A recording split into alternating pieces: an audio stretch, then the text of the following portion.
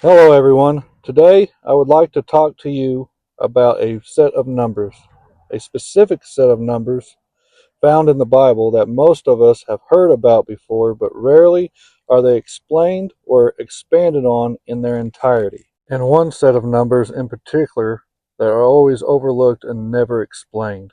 The numbers I am referencing can be found in the books of Daniel and Revelation. They are the 1260 days found in Revelation 11, 1 through 10, the 42 months or 3.5 years also found in the same chapter in verse 2, the 1290 days, and the 1335 days found in Daniel 12, 11 through 12. There is also another set of numbers that are almost always overlooked and are never talked about. These are the 2,300 evenings and mornings found in Daniel 8:14. All these numbers pertain to a specific time in history we call the tribulational period or the end times, a time that grows closer by each passing day. To gain a better understanding of these numbers and their true meaning, let's follow them in sequential order as I believe they play out in the tribulational timeline. First up is the 1260 days and the 42 months spoken of in Revelation 11 verses 2 and 3. But exclude the outer court, do not measure it, because it has been given to the Gentiles. They will trample on the holy city for 42 months, and I will appoint my 2 witnesses, and they will prophesy for 1260 days clothed in sackcloth. These two set of numbers given to us here are of the 2 witnesses that come and prophesy to the world during the first half of the tribulation. Starting with day number 1 of the tribulation, the 2 witnesses begin prophesying until the last day of the 1260 days. Day number 1260 will be the end of the 42 months. 42 months divided by 12 months in a year gives you 3.5 years.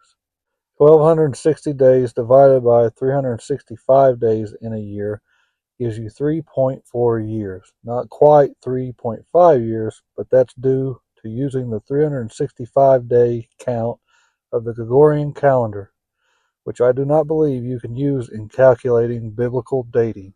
Most all biblical teachers and theologians agree that these 2 numbers in Revelation represent a 3.5 year section of time. It is very easy to see how they come to this conclusion.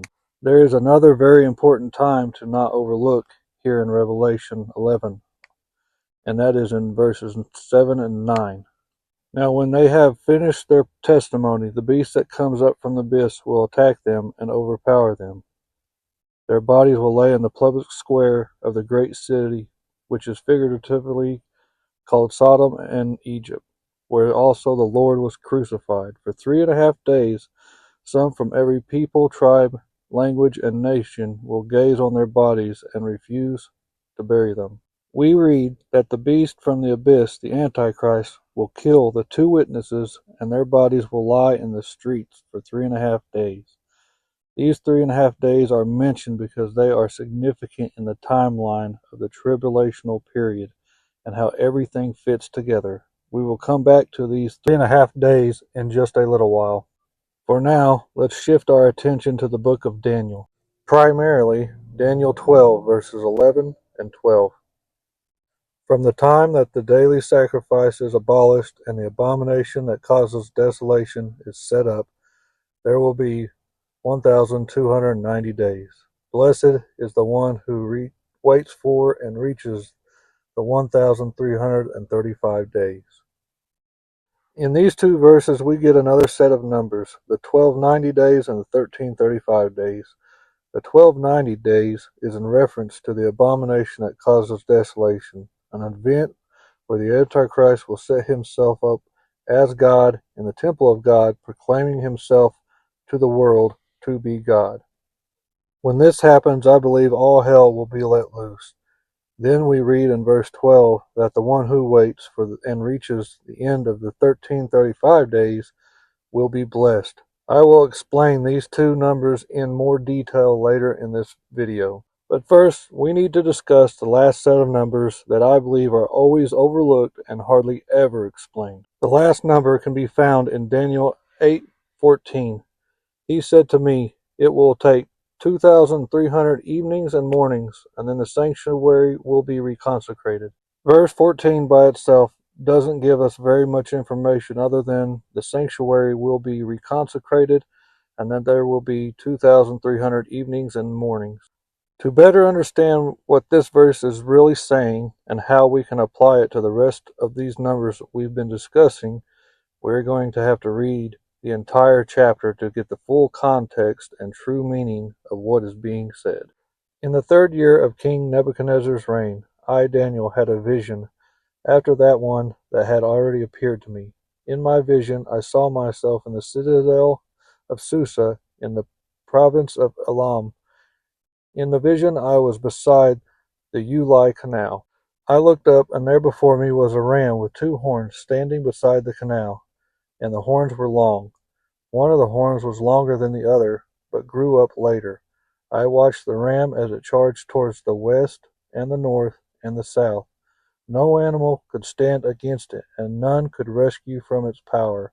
It did as it pleased and became great. As I was thinking about this, suddenly a goat with a prominent horn between its eyes came up from the west, crossing the whole earth without touching the ground. It came toward the 2 horned ram I had seen standing beside the canal, and it charged at it in great rage. I saw it attack the ram furiously, striking the ram and shattering its 2 horns. The ram was powerless to stand against it. The goat knocked it to the ground and trampled it, and none could rescue the ram from its power. The goat became very great, but at the height of its power, the large horn was broken off, and in its place 4 prominent horns grew up to the 4 winds of heaven. Out of one of them came another horn, which started small, but grew in power to the south and to the east, and toward the beautiful land. It grew until it reached the host of heavens, and it threw some of the starry host down to the earth, and trampled on them. It set itself up to be as great as the commander of the army of the Lord. It took away the daily sacrifice from the Lord, and his sanctuary was thrown down. Because of rebellion, the Lord's people, the daily sacrifice, were given over to it. It prospered in everything it did, and truth was thrown to the ground. Then I heard a holy one speaking, and another holy one said to him, "How long will it take for the vision to be fulfilled, the vision concerning the daily sacrifice, the rebellion that causes desolation, the surrendering of the sanctuary, and the trampling underfoot of God's people?" He said to me, "It will take 2,300 evenings and morning, then the sanctuary will be reconsecrated." While I, Daniel, was watching the vision and trying to understand it, there before me stood one who looked like a man, and I heard a man's voice from the Ulai calling, "Gabriel, tell this man the meaning of the vision." As he came near the place where I was standing, I was terrified and fell prostrate. "Son of man," he said to me, "understand that the vision concerns the time of the end." While he was speaking to me, I was in a deep sleep, with my face to the ground. Then he touched me and raised me to my feet. He said, "I am going to tell you what will happen later in the time of wrath, because the vision concerns the appointed time of the end. The 2 horned ram that you saw represents the kings of Media and Persia. The shaggy goat is the king of Greece, and the large horn between its eyes is the first king. The 4 horns that replace the one that was broken off represents 4 kingdoms that will emerge from his nation but will not have the same power. In the later part of their reign, when rebels have become completely wicked, a fierce-looking king, a master of intrigue, will arise. He will become very strong, but not by his own power. He will cause astounding devastation and will succeed in whatever he does. He will destroy those who are mighty, the holy people. He will cause deceit to prosper, and he will consider himself superior. When they feel secure, he will destroy many and take his stand against the Prince of Princes. Yet he will be destroyed, not by human power. The vision of the evenings and mornings that has been given to you is true. but seal up the vision, for it concerns the distant future.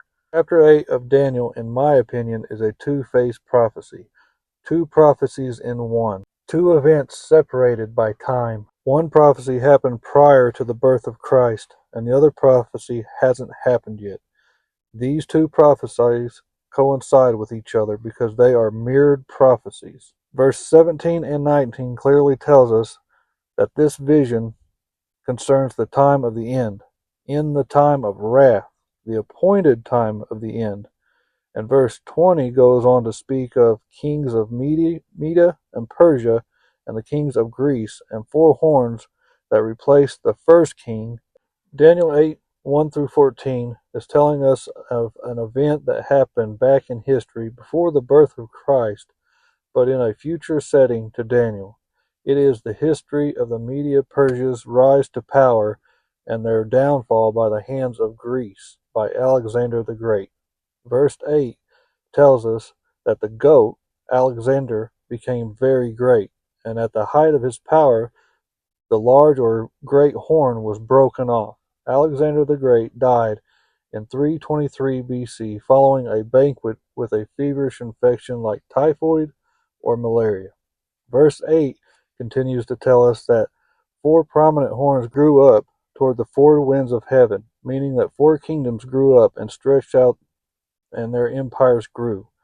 After the death of Alexander the Great, his kingdom was divided into four kingdoms: the Ptolemaic kingdom, Seleucid kingdom, Antigonan kingdom, and the kingdom of Pergamon. Verse 9 tells us that out of them, the four kingdoms, came another horn. This horn arose from the Seleucid Empire by the name of Antigonus Epiphanes. Antigonus Epiphanes erected the altar of Zeus in the Jewish temple and sacrificed a pig on the altar of the Lord in 167 BC. This event became known as the Abomination of Desolation and one of the major events that led to the Maccabean Revolt. The Maccabean Revolt ended in 164 BC with the cleansing of the Holy Temple. The Maccabean Revolt started on November 15th, 167 BC, and ended on December 25th, 164 BC. Everything happened just like it is detailed in Daniel 8, primarily in verses 13 and 14. Then I heard a holy one speaking, and another holy one said to him, "How long will it take for the vision to be fulfilled? The vision concerning the daily sacrifice, the rebellion that causes desolation, the surrendering of the sanctuary, and the trampling underfoot of God's people." He said to me, "It will take 2,300 evenings and mornings. Then the sanctuary will be reconsecrated." We are told that it will take 2,300 evenings and mornings, and then the sanctuary will be reconsecrated. From 167 BC to 164 BC is a 3-year difference. It is important to realize that verse 14 doesn't say days. It's saying evenings and mornings. So one day has an evening and a morning.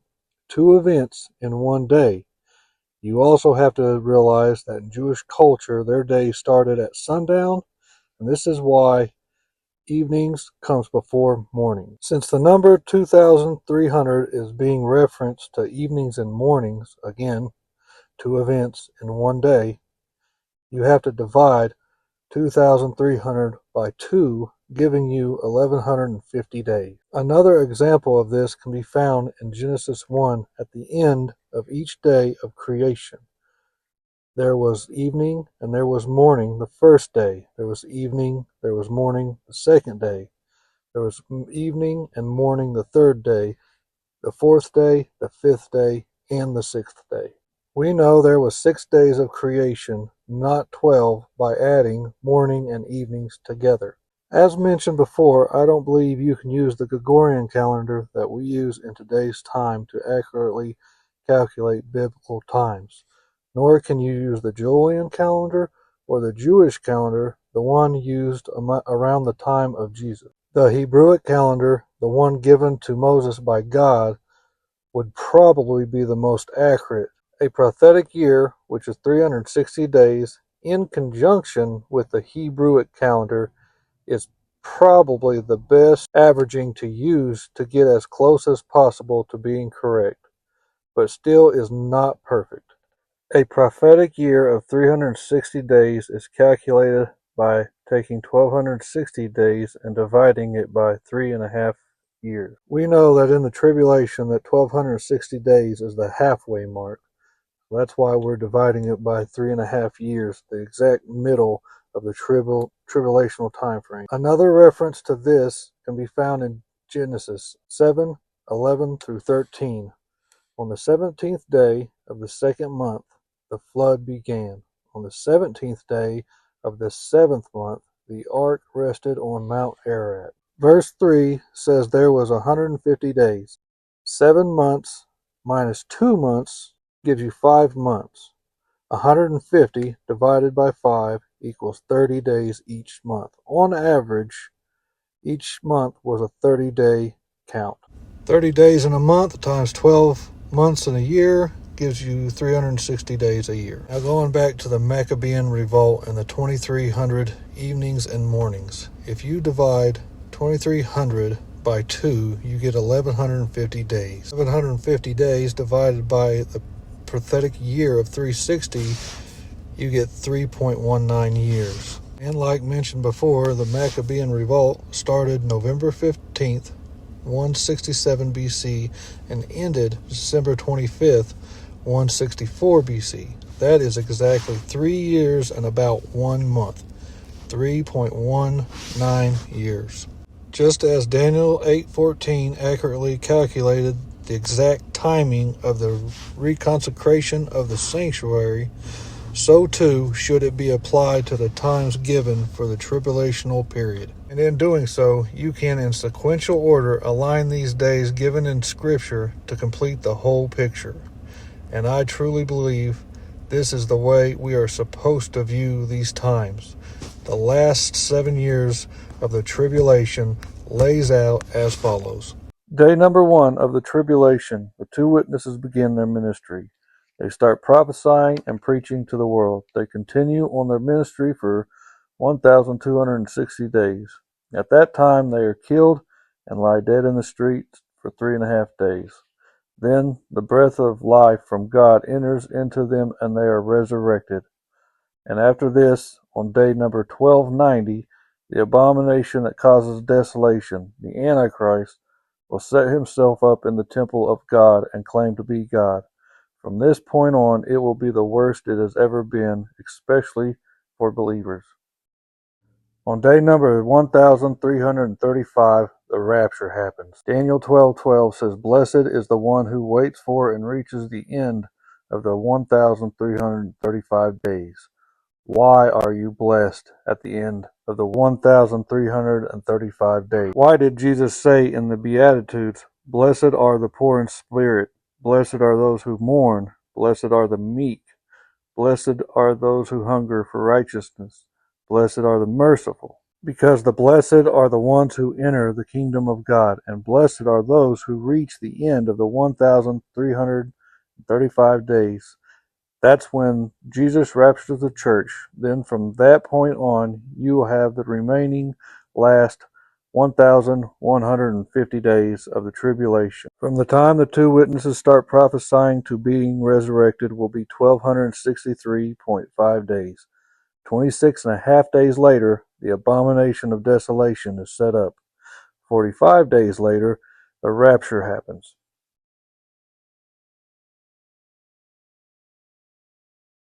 From the rapture to the last 1,150 days is a 185-day difference. Why are these 185 days here important? Because in Revelation 9:5 we are told locusts come down out of the smoke of the abyss and are allowed to torture those who don't have the seal of God on their foreheads for 5 months.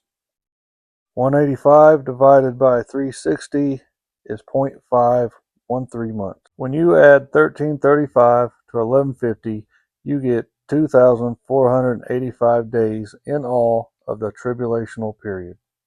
You have to remember that the 1260 days The 3.5 days, the 1290 days, and the 1335 days are all accounted for at the end of the 1335 days. When you divide 2,485 by 360, you get 6.90. It's not the entire length of the 7-year tribulation. It is still off by 1 month. This is because of what I mentioned earlier about using the Hebrewic or Jewish calendar system that God gave to Moses. The Hebrew calendar can consist of either 353, 354, 355, 383, 384, or 385 days in a year. The amount of days in a year are determined by multiple factors. Anno Mundi is the first year of the Jewish calendar beginning at year 1. And in 2025, we are at Anno Mundi 5785. Here's a list of the next 8 years of the Jewish year, the current year, and how many days are in each year. If you add the next 7 years of the Jewish calendar starting with 2025 to 2031, you get, if you divide these numbers by 7, you get the average day length for the next 7-year period. Now, because we are using the Hebrew or Jewish calendar system, we need to apply these daily averages per year to the 1335 days and the 1150 days to account for the full tribulational period. Here is the sum for the next 7 years starting in 25 to the year 2031, and here are the sums from starting in the year 2026 to 2032. Both 7-year periods come up short by 2 months. This is what I was saying earlier in this video. If you use the Hebrewic calendar system in conjunction with the prophetic calendar year 360, it gets you closer to the right times, yet in doing so, this way, it's not completely perfect, but it seems to be much closer. If you take the 2,541 day count and the 2,540 day count for the next 7 years, accounting to the Jewish calendar, and apply them to the 360 day count average for the prophetic count, it comes out as, which seems to be closer and more accurate than just using the average of the next 7 years day count of the Jewish calendar. I hope you liked this video and it helped you in some way, even if all it does is pique your interest and helps you to study further on your own. I ask you to take this information I have presented and test it. Test it against the Word of God and pray about it and seek out these matters for yourself. Allow God to reveal to you what He wants you to know. We are closely approaching the last 7 years of human history, and we are at a very pinnacle point in time. There is an urgency of the hour. Call on the name of Jesus and be saved.